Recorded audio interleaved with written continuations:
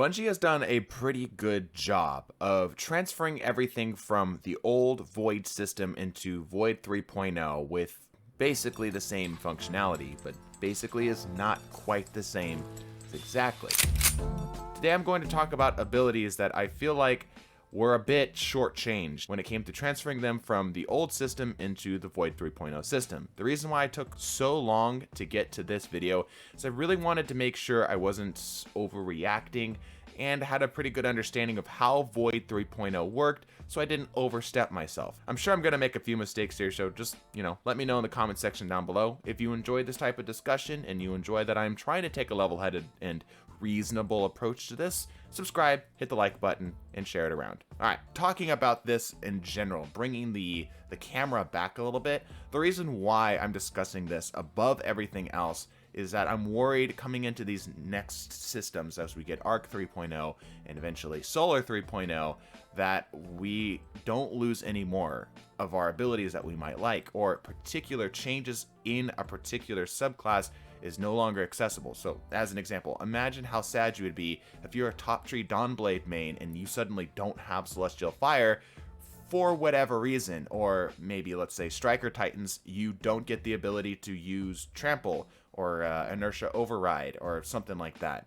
I just want to make sure that we hold on to what we have come to know and love, or at least be able to more accurately transfer into the new system. But let's continue on. Starting off with the Warlocks. This is my baby. This is the primary reason this video has been in the back of my mind for so long.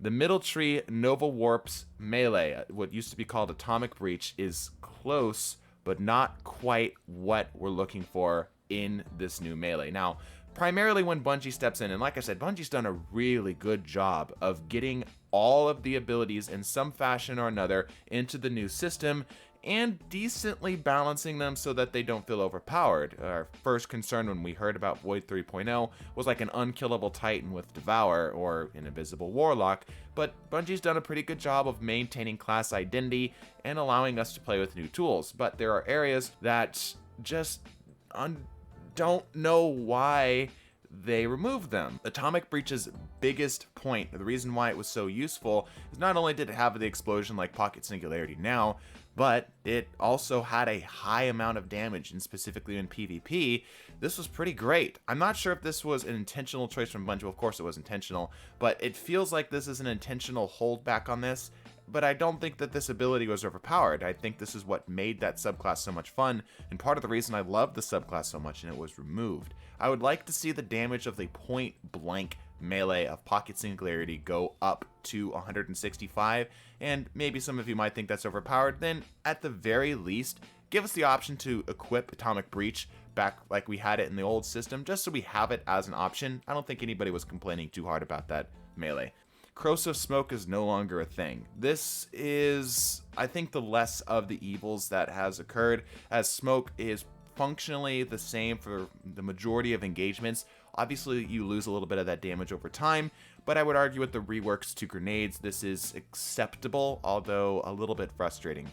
The Smoke in particular, I think they've done a fantastic job of maintaining its identity coming into this next system, but I definitely know a few players that would rather still have their Corrosive Smoke back, or at least have that as an option. This is an odd one. Grenade Devour, the ability to consume your grenade in order to get the Devour effect. I understand where we're coming from with this new system, and I think that this, arguably, if we had to choose between two, this new system where you get kills in order to get your Devour effect on Void Block is a better just option all around because it doesn't cost your grenade. But it is a little sad that you don't at least have that as a tool, maybe as one of the chaos accelerant type things where a particular grenade, if you try to overcharge it, it'll actually consume it and trigger the Devour, at least giving us that option, because there are some times that it's better to just eat the grenade and just take the slight loss in the cost of it rather than having to get a kill with it. This next one's a big one for me, Keen Scout. Now, Keen Scout is very similar to Echo of Dilation, but very similar is not quite the same. The big thing is that with Echo Dilation, you have to be crouched in order to get the enhanced radar, which is close in functionality, but in practice it slows down your playstyle and loses a lot of your information. It frustrates me that in general in Destiny, especially with the rising dominance of things like invisibility, that we aren't seeing more tools to try to counter it by giving us more informational gathering tools. Echo of Dilation was supposed to be the Keen Scout 2.0 and hopefully would have even more usability. But not only did we lose the sprint speed bonus, which is slightly understandable, as I'm sure they're kind of pushing that more towards Arc, as a lot of this Void 3.0 stuff seems to try to dial in more on what makes Void Void, but the change in functionality is questionable to me. I don't quite know what the idea is behind it. I don't really think anybody was thinking to themselves, man, it's so overpowered that top tree tethers have an enhanced radar. I could be wrong there, let me know. Defensive Strike on Titans. Now, again, Bungie's done a pretty good job of bringing this over, but the core functionality is not there. And again, I don't know why, even if we consider it a weaker option, it's at least not an option. We can do something similar with it, or as it stands right now, all of our melees, whether it be the throwing shield or the shield bash, the shoulder charge, can give us an overshield, which can operate pretty similarly to what we had with that old just punch him in the face, get an overshield. But we also lost giving an overshield to ourselves and nearby allies. It's more selfish this time around. I'd like to see the change to where we at least have that as an option, because I know that there's definitely a few Titans out there that would rather be able to punch stuff in order to get their overshield rather than having to sprint in melee or throw something. Now, I know a lot of the Night Stalker mains were screaming this at me throughout the entire time we've been discussing this, but Heart of the Pack. This one hurt, especially if you were one of the few remaining players who enjoyed Bottom Tree Night Stalker. Heart of the Pack used to give you a passive buff whenever you did something positive, like give invisibility to your allies, or if you tethered targets, that would give you weapon haste, which included reload speed and handling, and buffs to recovery, mobility, and resilience.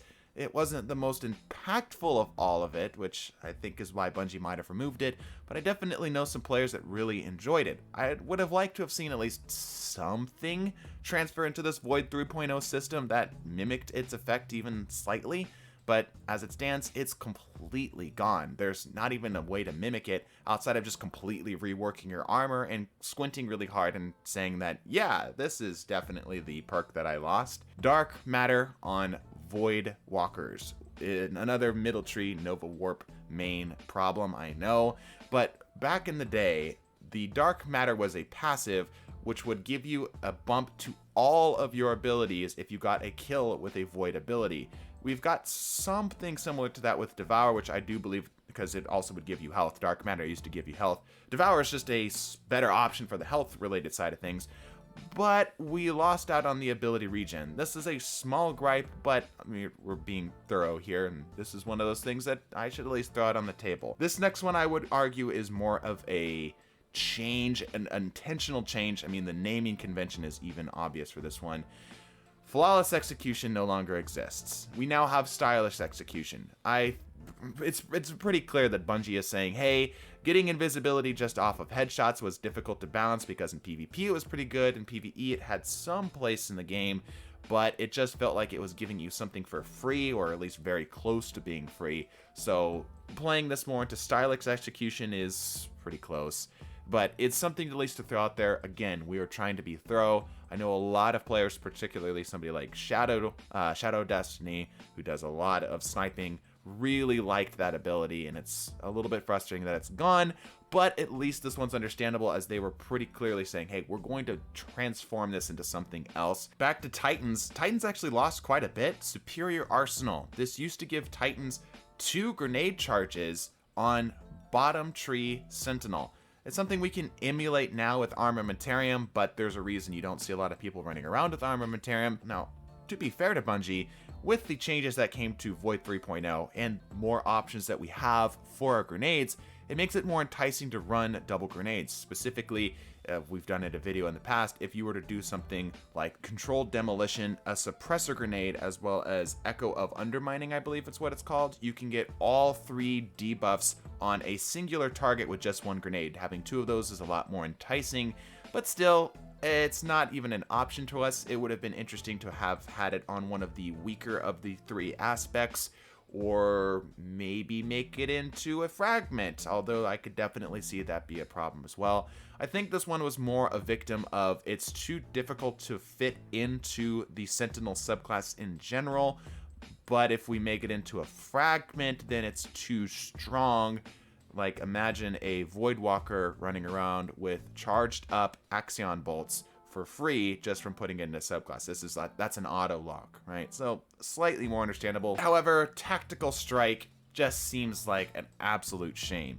Tactical Strike, whenever you would strike an enemy, this was used to be Sentinel, Middle Tree Sentinel's ability, would cause a Void Demolition type effect, that Void Explosion, which would grant you healing and grenade energy, which we have very close to, but we can't control it in the same way. I think it would have been interesting if both of the melees, or at least maybe put it into the actual aspect itself, was able to trigger it whenever you would punch something, kind of similarly giving that close effect to what we had previously. But hey, those are just my thoughts. Let me know your thoughts in the comments section down below. Bless your faces, and deuces.